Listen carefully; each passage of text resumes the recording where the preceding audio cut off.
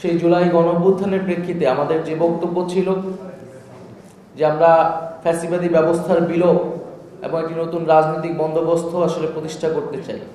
অর্থাৎ জুলাই গণঅভ্যুত্থান কেবল কোনো ব্যক্তির পরিবর্তন নয়, ক্ষমতা থেকে কোনো একটি দল থেকে সরিয়ে আরেকটি দলকে বসানোর পরিকল্পনা ছিল না, বরং কিভাবে রাষ্ট্রের গুণগত পরিবর্তন করে রাষ্ট্র কাঠামোর মৌলিক এবং গুণগত সংস্কারের মাধ্যমে জনগণের অধিকার রক্ষা করবে এমন একটি গণতান্ত্রিক রাষ্ট্র ব্যবস্থা প্রতিষ্ঠা করার আকাঙ্ক্ষা ছিল সেই জুলাই গণঅভ্যুত্থানে।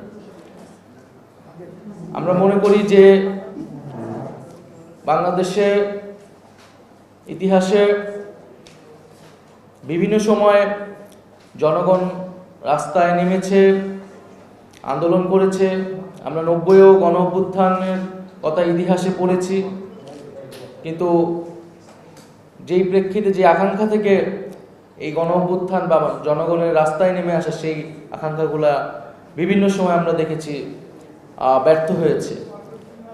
সেই ব্যর্থতার ফলেই আসলে 16 বছরের যে একটি ফ্যাসিবাদী শাসন ব্যবস্থা তার প্রেক্ষাপট তৈরি হয়েছিল।